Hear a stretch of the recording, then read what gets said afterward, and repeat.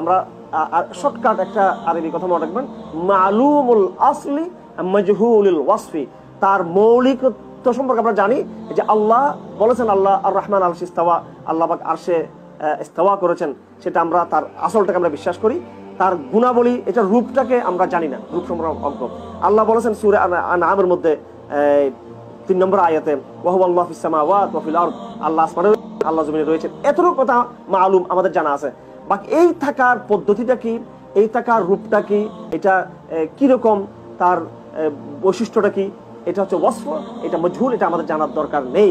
আমরা মৌলিকত্বের জ্ঞান দরকার, ব্যাখ্যার জ্ঞান আমাদের দরকার নেই। এক্সপ্লেন চলবে না, আবার বলছি, দেয়ার ইজ নো এক্সপ্লেন। আকীদার ক্ষেত্রে কোন এক্সপ্লেন হবে না, থাকবে না। এক্সপ্লেন করতে যাবেন, আপনি বিরুদ্ধাচরণ করতেছেন আপনি ইসলামের।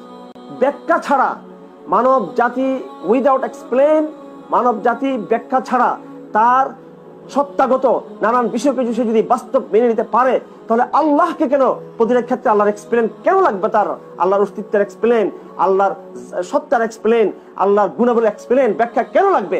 আপনি আপনার খাবারকে গ্রহণ করেছেন ব্যাখ্যা ছাড়া, আপনি আপনার আনন্দকে গ্রহণ করেছেন ব্যাখ্যা ছাড়া, আপনি আপনার দুঃখকে গ্রহণ করেছেন ব্যাখ্যা ছাড়া। আপনার মা মারা গিয়েছে, বাবা মারা গিয়েছেন, আপনি বলুন, আপনি দুঃখটা আমাকে এক পৃষ্ঠা লিখে দেন, যে দুঃখটা কিরকম আমাকে লিখে দিন। আপনি জীবনের অসংখ্য বিষয়কে আপনি এনজয় করছেন, আপনি অসংখ্য বিষয়কে আপনি ফিল করছেন, সুখের দুঃখের, সেগুলো আপনি নিচ্ছেন, বাস্তবতা হিসেবে মেনে নিয়েছেন, কিন্তু সেখানে কোনো এক্সপ্লেন ব্যাখ্যা নেই।